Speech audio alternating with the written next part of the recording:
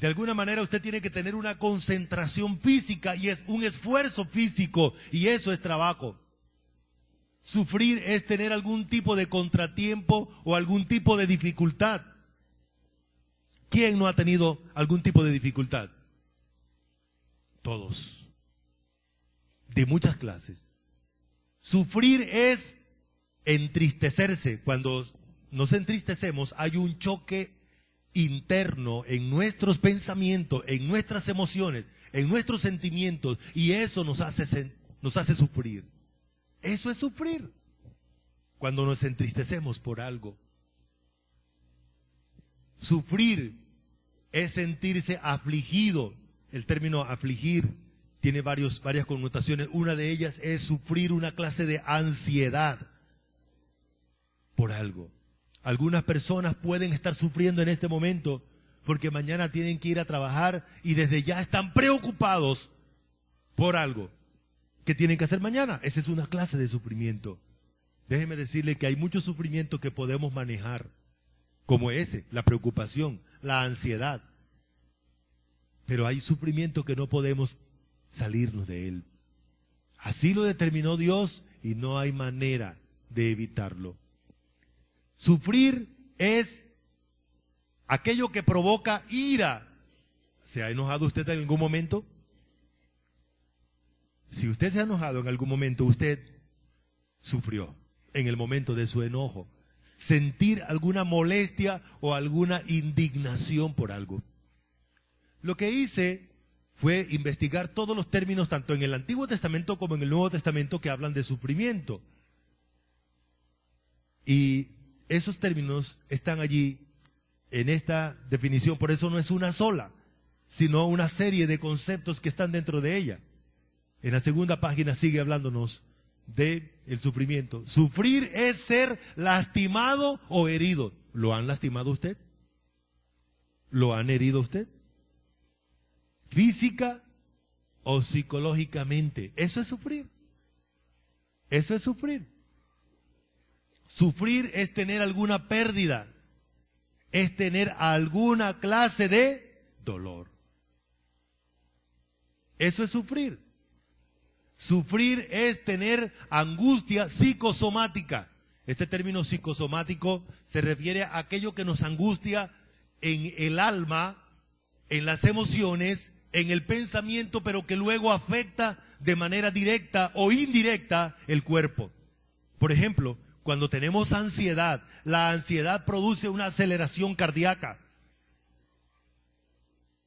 Y no solamente cardíaca, sino de todo el cuerpo. Todo el funcionamiento fisiológico se altera. La persona comienza a trabajar más de lo adecuado. El corazón, los riñones, los pulmones y todo el cuerpo comienza a sobreexagerarse.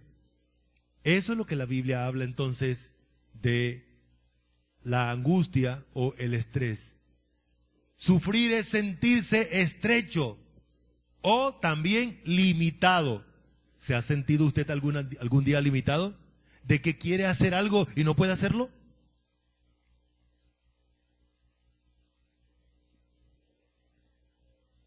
Eso es sufrir. Sufrir es tener cualquier clase de presión. Hay muchas cosas que nos presionan. Sufrir es tener una sensación de malestar, de dolor, causada por alguna presión, por algún esfuerzo, por soportar algo doloroso, algo difícil, algo que acongoja. Eso es sufrir. Ahora yo le pregunto a usted, ¿alguna vez en la vida usted ha sufrido? Claro que sí. De hecho, hoy está sufriendo. Hoy está sufriendo. ¿No le gustaría ir de aquí a Bogotá en 1 minuto? ¿En 10 minutos? ¿Se puede? ¿Se puede? No. Cuando usted va a un árbol y resulta que mira hacia arriba y hay una fruta bien deliciosa y está en la copa del árbol y no tiene con qué agarrarla. Usted sufre porque quisiera tenerla, y no la tiene. Eso es sufrir. Ahora se da cuenta que el concepto de sufrimiento es más amplio. Dice Proverbio que aún en la risa siente dolor el corazón. El sufrimiento en la Biblia tiene un espectro más amplio que el que usted y yo tenemos. Tenemos que reconocerlo. Por esa razón, tenemos que mirar algunos aspectos dentro del sufrimiento. La esencia del sufrimiento humano. Hay aspectos del sufrimiento humano que están incluidos y no podemos alterarlo. Hay aspectos del sufrimiento que debemos evitarlo y que podemos evitarlo. Pero hay elementos que no podemos evitarlo. Por ejemplo, en el momento de la creación, cuando Dios nos creó, en ese momento Dios imprimió sufrimiento dentro del proceso creativo. Por esa razón, Génesis capítulo 2, versículo 7, dice, vamos a leerlo juntos, ¿me acompañan? Dice así, entonces Jehová Dios formó al hombre del polvo de la tierra y sopló en su nariz aliento de vida y fue el hombre un ser viviente. Cuando Dios creó al hombre, lo comprimió, lo presionó el polvo de la tierra para compactarlo, para crear el cuerpo del ser humano. Así que el sufrimiento está presente en el hombre desde el mismo momento de la creación. ¿Correcto? Si la masa con la que usted hace las arepas gritara, ¿qué cree que diría? Si tuviera la sensibilidad que usted tiene, ¿qué cree que diría? Y cuando usted la está masticando para poder hacerla parte de su cuerpo, ¿qué cree que le diría? Bueno, interesante, ¿no? Eso hace parte del concepto de el sufrimiento. El sufrimiento entonces es inherente. Además de eso, el sufrimiento se aumentó cuando el pecado llegó a la raza humana. Cuando nuestros primeros padres pecaron, la Biblia habla de una multiplicación del sufrimiento existente. El sufrimiento existente. Por esa razón, Génesis 3:16 dice, a la mujer dijo, multiplicaré, ¿de qué manera? En gran manera. Los dolores de tus preñeces, con dolor darás a luz los hijos y tu deseo será para tu marido y él se enseñoreará de ti. Miren ustedes, las mujeres, atención con esto. Este versículo introdujo una multiplicación del dolor en la mujer. Toda mujer sufre este tipo de abusos. Miren ustedes, primero, multiplicación del dolor en sus preñeces. Segundo, habrá dolor en el proceso de dar a luz sus hijos. Tercero, habrá limitación del deseo. Ella querrá hacer cosas y habrá limitación. Dice, tu deseo será para tu marido. Estará unida a un hombre. Y cuarto, él se enseñoreará de ti. Esos 4 elementos llegaron a ser el resultado de haber pecado. Los abusos del hombre por la naturaleza pecaminosa sobre la mujer vienen como resultado de el pecado de Adán y Eva. No era que Eva no tenía que estar sujeta, sino que los abusos vienen como producto de el pecado. Muy bien. Eso se aumentó por causa del pecado de nuestros primeros padres. Todos nosotros como seres humanos estamos sujetos a esto.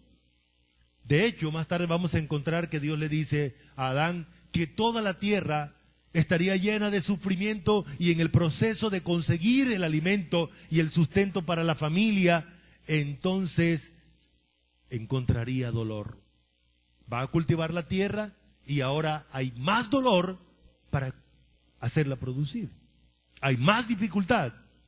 Eso vino a ser como consecuencia del pecado de Adán y Eva. Miren, allí están los versículos. Al hombre dijo: por cuanto obedeciste a la voz de tu mujer y comiste del árbol que te mandé, diciendo, no comerás de él, maldita será la tierra por tu causa. Con dolor comerás de ella todos los días de tu vida.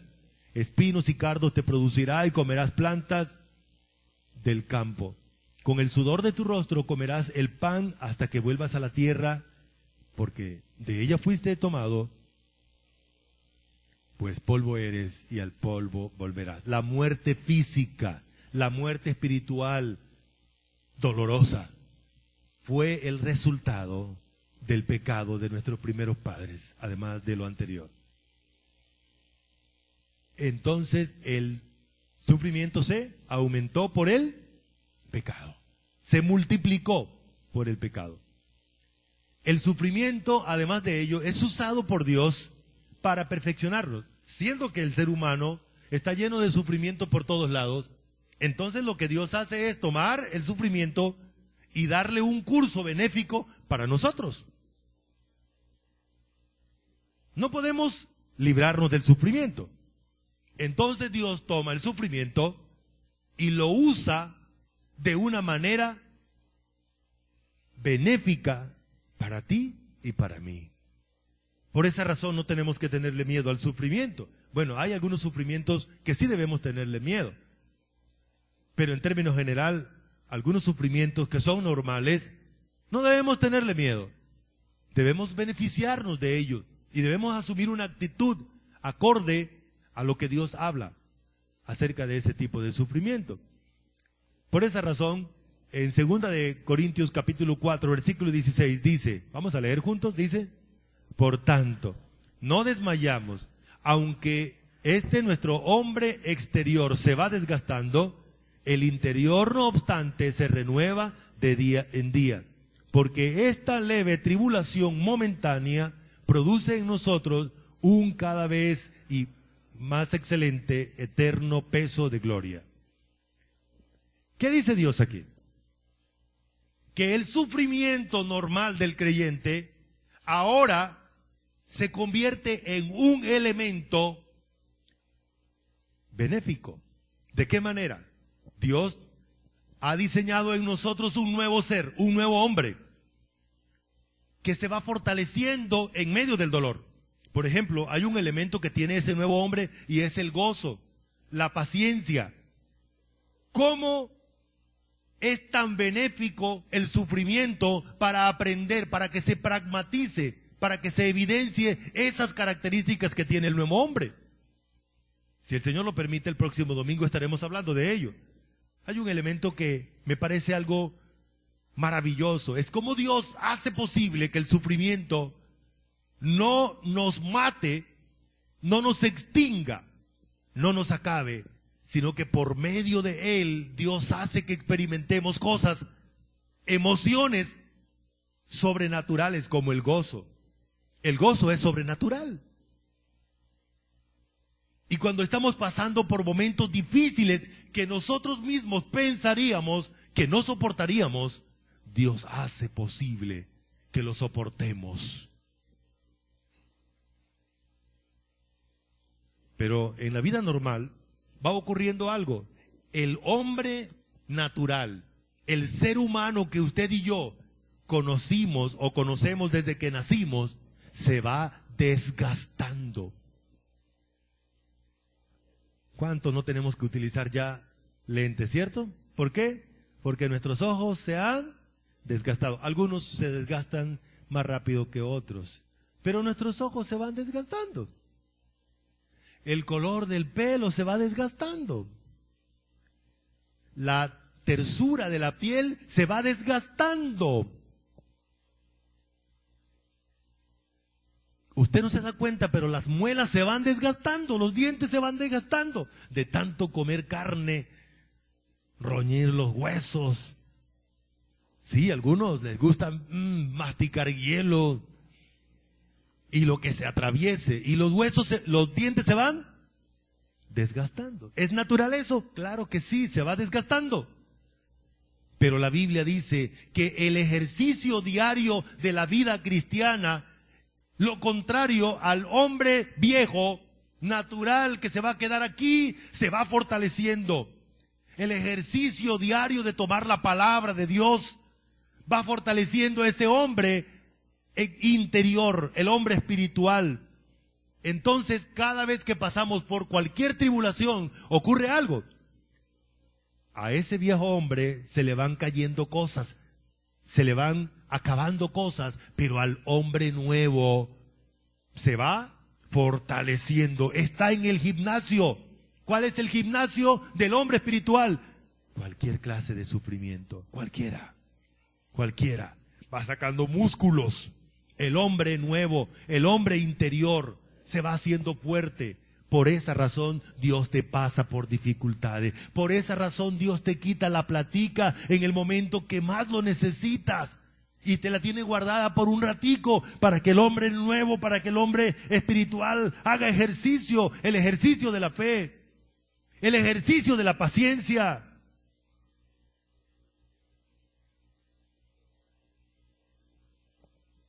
¿Sí nos ha puesto Dios a eso? A veces, me acuerdo mucho de Jacob, cuando en el momento que más necesitaba su cuerpo, porque tenía que enfrentar a su hermano, que estaba resentido con él, con un ejército más grande que lo que él tenía. ¿Qué hizo Dios? ¿Se acuerdan qué hizo el ángel de Jehová? Jesucristo. Le tocó aquí y le quedó la pierna a Jacob. Vea, le tocó andar con una sola pierna y enfrentarse a su hermano con una sola pierna. ¿Quién entiende a Dios si necesitaba 100 o 200 piernas más y lo deja con una? ¿Cuál hombre estaba fortaleciendo Dios? ¿Al Jacob orgulloso o al hombre espiritual de Jacob?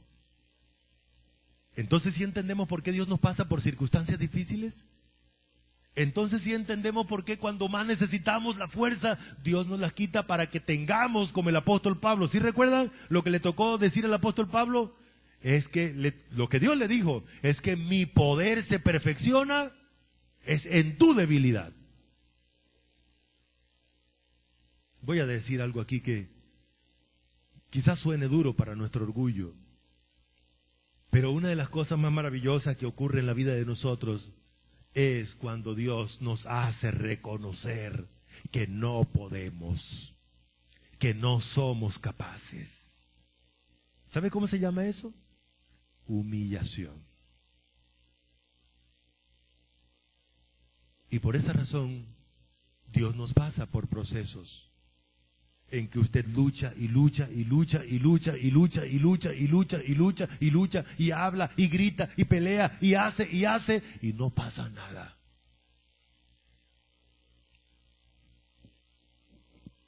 ¿Sabe cuándo va a pasar algo? Cuando usted se humille delante de Dios.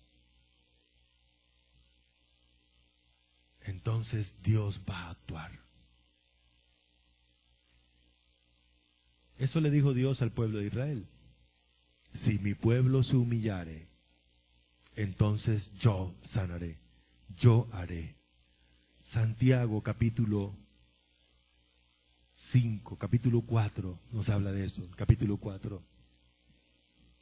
Humillaos delante de Dios. Primera de Pedro capítulo 5. Usted quizás ha querido cambiar las cosas, pero Dios la va a cambiar solo cuando ha logrado que usted se humille. Así que, hermanos, ¿está esperando que Dios haga algo? Usted está en el gimnasio, está levantando uno de los pesos, uno de los músculos poderosos de ese nuevo hombre. ¿Sabe cómo se llama? La paciencia. La paciencia. Y dice que, porque esta leve tribulación, para Dios es leve, ¿qué tal, no? Produce en nosotros un cada vez más excelente y eterno peso de gloria. Otra cosa maravillosa que ocurre mientras usted y yo estamos sufriendo aquí en esta vida, es que ese sufrimiento se está transformando en valor eterno para usted. Peso de gloria eterno. O sea, que el padecimiento en usted y en mí produce beneficios que van a permanecer por la eternidad con nosotros.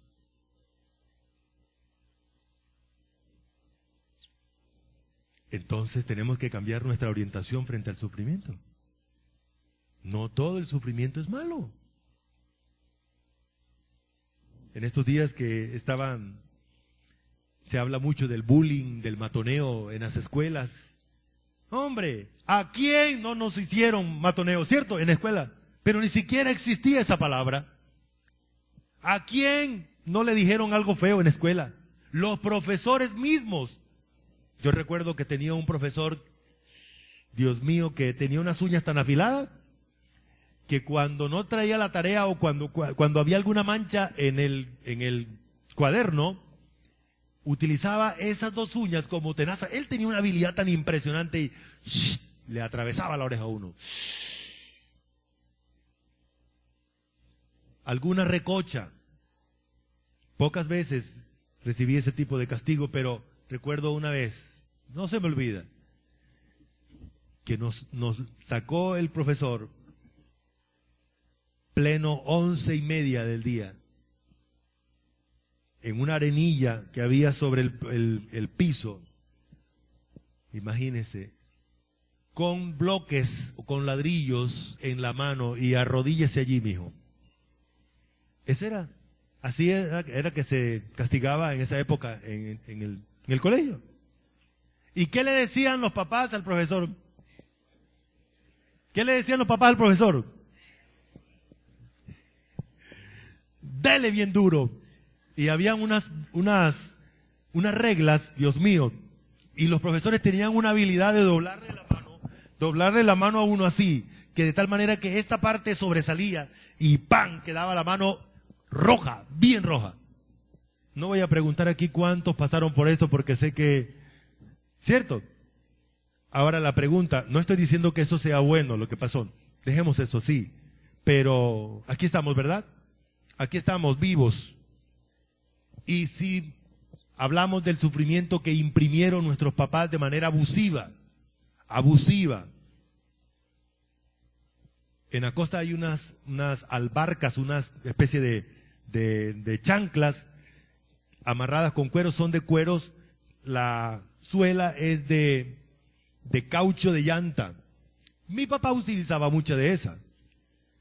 Y cuando había cualquier falla por ahí, ese era lo que utilizaba para... Yo recuerdo una vez que me dio una por aquí, Dios mío, y me quedó pintada, y esa traía un remache, y el remache perforó mi piel, y ahí está, sangre. Pero aquí estamos, hermanos. No estoy diciendo que vaya a repetir eso con sus hijos, pero lo que quiero decir con esto es que el sufrimiento no nos mata. No nos mata. Me asombra cómo podemos ver en la televisión a veces algunas personas que pasaron años en la selva, secuestrados, ¿no? Le tenemos un terror al sufrimiento, hermanos. No estoy diciendo que debemos ir a correr a sufrir o qué. No, hermanos, asumamos las cosas entendiendo que aún todo proceso de sufrimiento Dios es capaz de utilizarlo para beneficio de nosotros. ¿Estamos? Muy bien. Otro elemento es que el sufrimiento es usado por Dios para desarrollar el fruto del Espíritu. Vamos a recordar el fruto del Espíritu, más el fruto del Espíritu es amor, gozo, paz, paciencia, benignidad, bondad, fe, mansedumbre, templanza. Todos esos elementos del fruto del Espíritu Santo necesitan sufrimiento. Amar es sufrir. Amar es sufrir porque amar es entregarse a favor de la otra persona, como dice Efesios capítulo 5. Dice que Cristo amó a la iglesia y se entregó a sí mismo por ella. Amar es soportar a la otra persona aunque haga cosas que no nos gustan.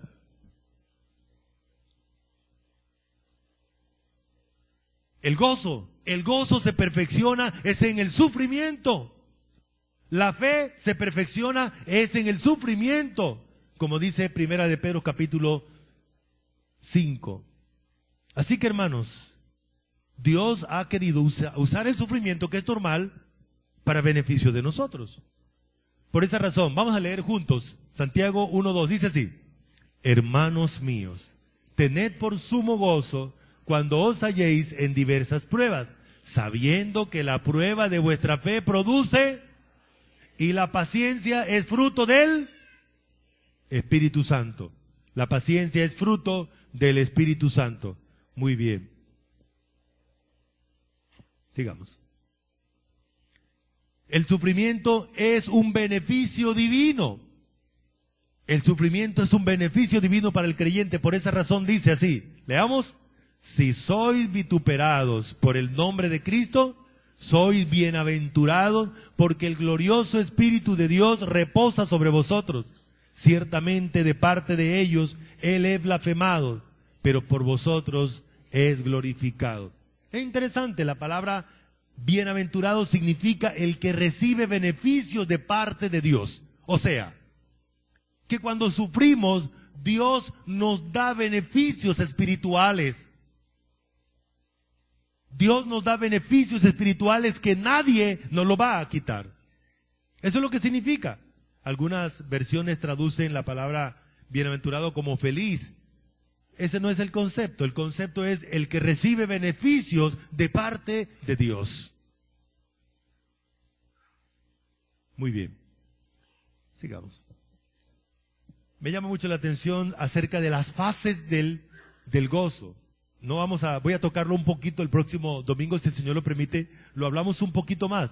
Pero es interesante lo que ocurre en el sufrimiento. Es un proceso. Dios hace que nos gocemos cuando sufrimos. Mire lo que dice aquí en los versículos, para que lo veamos mejor. La siguiente. De cierto os digo que vosotros lloraréis y lamentaréis y el mundo se alegrará.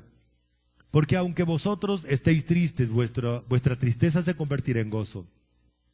La mujer cuando da a luz tiene dolor, porque ha llegado su hora, pero después que ha dado a luz un niño, ya no se acuerda de la angustia, por el gozo de que haya nacido un hombre en el mundo. También vosotros ahora tenéis tristeza, pero os volveré a ver y se gozará vuestro corazón y nadie os quitará vuestro gozo.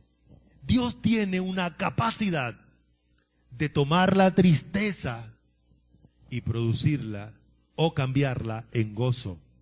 ¿Qué significa eso? El concepto de muchas personas cuando se habla de gozo es tener la cara alegre. Pero la Biblia no dice que el gozo es tener la cara alegre. Quizás más el corazón alegre, porque a pesar del dolor se está ejecutando algo grande. Como el caso de una mujer cuando está dando a luz. ¿Es doloroso un parto? Dios mío, es doloroso. Muy doloroso. Pero la esperanza es que al salir el niño, el dolor se quita. Y ahora tenemos a un nuevo ser. Así es el gozo. Así es el gozo. A pesar de la tristeza, entonces Dios nos hace ver el beneficio del dolor. Y entonces cambia, porque a pesar de tener el dolor, cambia la percepción, cambia la orientación, cambia la actitud. La palabra gozo no significa que se cambie el dolor, se cambia es la actitud, se cambia es el pensamiento frente al dolor. Como en este caso, ¿qué debe pensar la mujer cuando está dando a luz? ¡Ay, me duele mucho! ¡Ay, me duele mucho! No, el niño que viene en camino. ¿Qué tal si toda mujer diría, no, quíteme ese dolor ya? No, la mujer lo que quiere es tener su niño ya, o su niña ya en sus manos. Y una vez tiene el niño o la niña en sus manos, el dolor pasó a la historia. Ya no se recuerda ni siquiera. ¿Correcto? Muy bien. Por esa razón, entonces, mire lo que dice. El sufrimiento pasa a convertirse en gozo. Muy bien. Santiago entonces dice, tened por sumo gozo cuando os halléis en diversas pruebas, sabiendo que la prueba de vuestra fe produce paciencia. Ok. Vamos a ver entonces las razones por las cuales sufrimos. ¿Por qué sufrimos? La primera razón por la cual sufre el creyente es porque es un ser humano. Y si es un ser humano, es un ser limitado. Si se va para el sol, se quema. ¿Cierto? No aguanta el calor del sol. De hecho, hoy en día estamos tratando de protegernos del sol porque aquí tan lejos y nos hace daño a veces. ¿Qué tal? Si nos caemos de cierta altura, no aguantamos el golpe. Entonces, todas esas cosas tienen que ver con las limitaciones. Por esa razón, 2 Corintios 4:7 dice, pero tenemos este tesoro en vasos de barro para que la excelencia del poder sea de Dios y no de nosotros. Que estamos atribulados en todo, mas no angustiados, en apuros, mas no desesperados. Somos vasos de barro. ¿Qué pasa si dejamos caer el vaso de barro? Bueno, sigue. Sufrimos por el pecado de nuestros primeros padres. Ahí tenemos el versículo. Pecó. Y las consecuencias, entonces, es el sufrimiento o la multiplicidad del sufrimiento. Ok. Sufrimos por ser cristiano. Vamos a leer este texto juntos. Dice así. Pero si alguno padece como cristiano, no se avergüence, sino glorifique a Dios por ello. Entienda que si a usted le dicen que es loco, si a usted le dicen que le va a llevar la plata al pastor, que si a usted le dicen que cualquier tipo de cosa que le digan, eso es natural. Natural. Ay, ¿usted le cree lo que dicen allá? Es que mire, la Biblia la escribieron hombres, o una cantidad de cosas que se inventan las personas. Pero usted sí es bobo, ¿no? Mire, creer eso. Pero los beneficios son grandes, muy grandes. Así que eso hace parte normal del sufrimiento como cristiano. Sufrimos porque siempre vamos a estar rodeados de angustiadores, de angustiadores. Ojo con lo que voy a decir. Es posible mantener distancia entre angustiadores. Hay que tener mucho cuidado. Hay muchas personas alrededor de nosotros buscando hacer daño. Toda la vida ha sido así. Dios le dijo a Israel inclusive cómo debían construir su casa para evitar el acceso de los ladrones. Hay personas que quieren utilizarte o que quieren angustiarte o que quieren destruirte porque su esencia es esa. Personas violentas, personas malas. Por esa razón es normal que los angustiadores hagan daño. Toda la vida lo ha existido. El Salmo 6:7 dice, mis ojos están gastados de sufrir, se han envejecido a causa de mis angustiadores. Hay que saber manejar a esas personas con este tipo de perfil paranoico, dañino, destructivo. Lo peor que le puede pasar a usted es tener a una persona de eso como su cónyuge. Porque ahí sí, lamentablemente, va a recibir los daños más cercanos. Aconsejamos sobre todo a las chicas. Hay chicas que se consiguen novios que son demasiado, angustiadores, opresivos, manipuladores. Pero también hay mujeres así de esa naturaleza. Hay que tener cuidado con eso. Los angustiadores producen padecimiento, pero también sufrimos por la consolación. Una de las razones por las cuales Dios nos permite sufrir, ¿sabe para qué es? Para luego consolarnos. Consolarnos. Vamos a leer juntos este versículo. Dice así, 2 de Corintios 1:6, dice, pero si somos atribulados, es para vuestra consolación y salvación. O si somos consolados, es para vuestra consolación y salvación, la cual se opera en el sufrir las mismas aflicciones que nosotros también padecemos. No entendemos esto, pero Dios sabe que el sufrimiento es algo natural en nosotros. ¿Sabe qué hace Dios? Cuando estamos sufriendo, entonces se acerca, Él está siempre cerca de nosotros. Pero en el momento de sufrir, Él mismo nos consuela. Él mismo nos hace sentir que estamos acompañados de Él. Y Él mismo soluciona el dolor. Él mismo da la cura para el dolor. Eso es lo que hace Dios. Y otra cosa que hace Dios es que usa a otro hermano que ya ha pasado por el proceso del sufrimiento en esa área para consolarme a mí. Y Dios me trae al hermano y me dice, el hermano, Tranquilo, hermano, yo sé que es eso lo que usted está pasando. Yo también pasé por ahí. Y eso nos anima. Y eso nos fortalece, nos consuela. ¿Por qué otra razón sufrimos? Por la disciplina. Por la disciplina, ¿verdad? Cuando hacemos algo malo, entonces Dios el Padre tiene que sonarnos la cola. Vamos a leer este versículo. Dice así, 2 versículos. Porque el Señor al que ama, disciplina y azota a todo el que recibe por hijo. Si soportáis la disciplina, Dios os trata como a hijos. Porque ¿qué hijo es aquel a quien el Padre no disciplina? Algunos papás no quieren disciplinar a sus hijos porque le parece que es muy doloroso. Déjenme decirle 2 cosas. O le enseña ahora, le disciplina ahora, o más tarde el mundo lo hará. Ahora yo le pregunto, ¿quién es más misericordioso con su hijo? ¿Usted como papá o mamá o el mundo? ¿Sabe cómo lo va a disciplinar el mundo? Matándolo. Perdóneme por ser muy duro, pero esa es la realidad. Por esa razón, las calles nuestras están llenas de jóvenes que se están matando. Porque no tuvieron la disciplina en la casa. Los papás no disciplinaron. Y esa es la razón por la cual existimos los papás, para disciplinar al hijo. Y dice Dios que si no lo disciplina, no lo ama. Está dejándolo para que otros se lo disciplinen. Y la disciplina de los otros será la muerte. Miren ustedes lo que está pasando. Las personas que se convierten en un problema para la sociedad, la misma sociedad busca la alternativa de crear grupos de personas para aniquilar a esas personas, ¿cierto? Por esa razón, la tarea de nosotros es disciplinar a nuestros hijos. Hermano, la disciplina es dolorosa, pero la disciplina es una bendición, es benéfica. Así nos toque llorar con nuestros hijos, así lloren nuestros hijos, pero es buena, es buena. Muy bien. Sufrimos porque no soportan la sana doctrina. Es interesante que algunos creyentes sufren de manera especial porque no aguantan la doctrina de Dios. Y se van para donde le ofrecen cosas que no son de Dios. Me explico. Primero leamos el versículo. Primero le dice Dios a Pablo, a través de Pablo a Timoteo le dice, predica la palabra en todo el tiempo.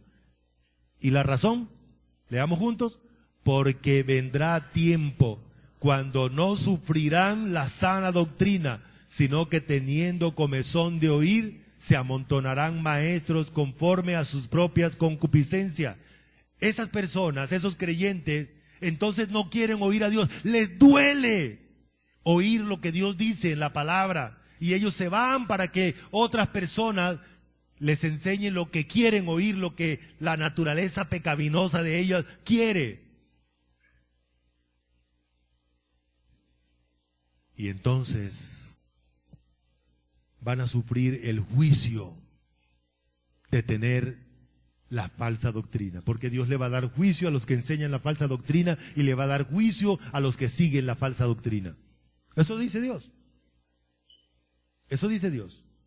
No quiere sufrir porque cuando estudiamos la Biblia nos hace doler. La Biblia nos enseña y confronta nuestra vida, confronta nuestro orgullo.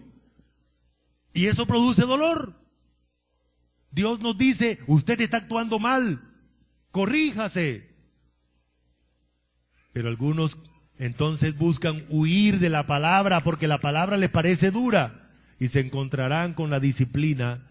Entonces miren un creyente amarrado a un falso maestro, con un yugo. Muy bien, sigamos. Sufrimos por enfermedades. ¿Quién nos enferma? ¿Quién nos enferma? Bueno, no se enferma Dios, no se enferman los ángeles porque no tienen cuerpo. La Biblia no habla de las enfermedades de los ángeles, pero todo ser humano se enferma. No es extraño que nos enfermemos, hermanos, no es extraño.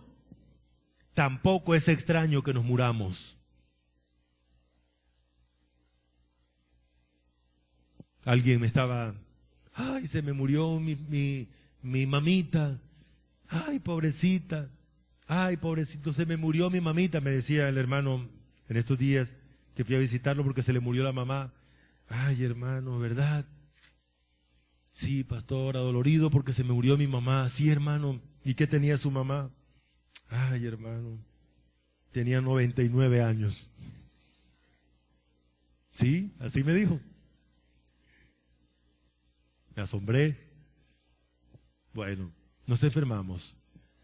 Pues vosotros sabéis que a causa de una enfermedad del cuerpo os anuncié el Evangelio al principio.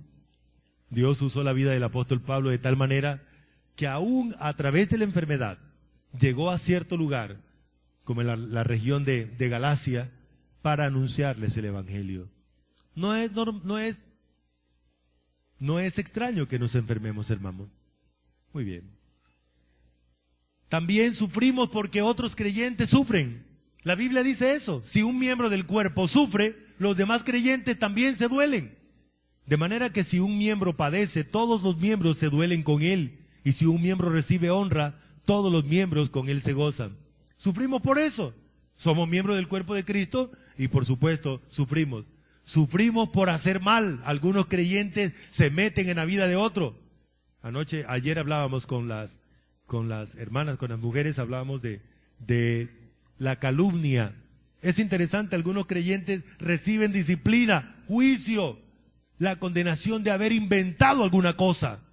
Algunos creyentes reciben las consecuencias del juicio de Dios por meterse en chisme, porque el chisme es pecado, y reciben el sufrimiento. Hombre, ¿para qué vamos a recibir consecuencias de una cosa de esta? Apartémonos de eso. Entonces, dice Lucas, nosotros a la verdad justamente padecemos porque recibimos lo que merecieron nuestros hechos. Hablando de Cristo, ese fue uno de los ladrones que decía esto, mas este ningún mal hizo. Así que ninguno de vosotros padezca como homicida, o ladrón, o malhechor, o por entremeterse en ajeno. Este sufrimiento es obviable, usted puede evitarlo. Y la Biblia nos enseña que debemos evitarlo. Pero si no lo evita, tranquilo, que ahí está Dios y está dispuesto a darle la disciplina necesaria. Por el ministerio, Dios ha llamado a algunos para que padezcan de una manera especial en el ministerio, como en el caso del apóstol Pablo. Dice, hasta esta hora padecemos hambre, tenemos sed, estamos desnudos, somos abofeteados y no tenemos morada fija. Bueno, algunos Dios los llama para eso, nos llama para eso. No tenemos una casita fija. En algún momento que los hermanos dicen, pastor, necesitamos como que nos desocupe la casa pastoral, toca hacerlo. Nos fatigamos trabajando con nuestras propias manos, nos maldicen y bendecimos y padecemos persecución y la soportamos.